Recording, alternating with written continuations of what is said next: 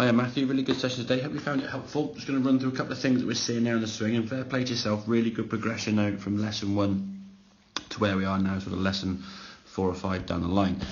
We talked obviously in the first lesson about your backswing, sorry, your downswing, that the fact you couldn't release the club too early.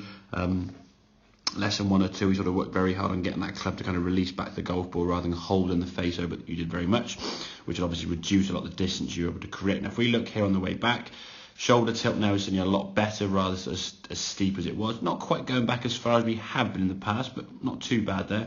Now, from this position, I think in an attempt to try to unhinge those wrists early, you can see now this sort of right shoulder coming away from the body here, getting a little bit kind of steep and a bit stuck there, sort of throwing the club face back.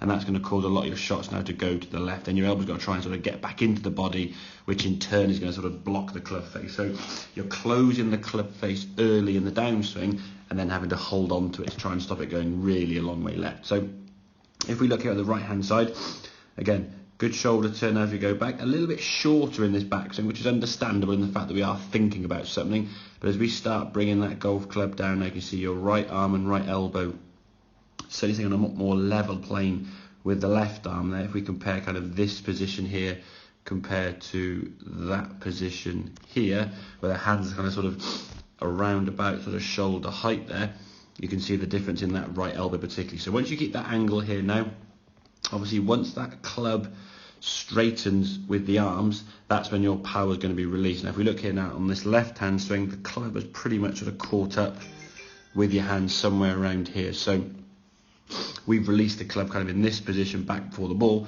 and then just sort of held onto the club face. What we want to try to do is hold on to that angle a little bit longer.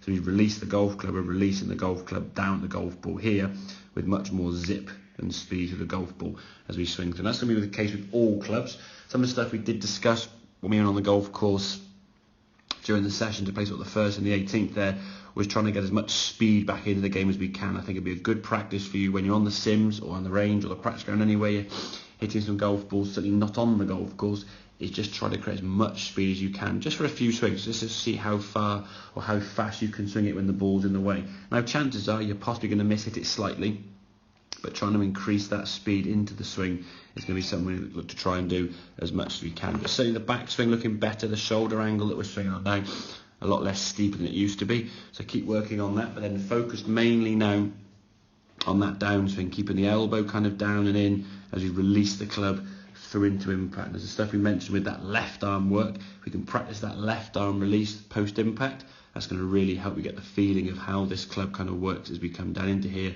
and sort of folds up correctly, utilising or maximising the speed of that golf club that we've got.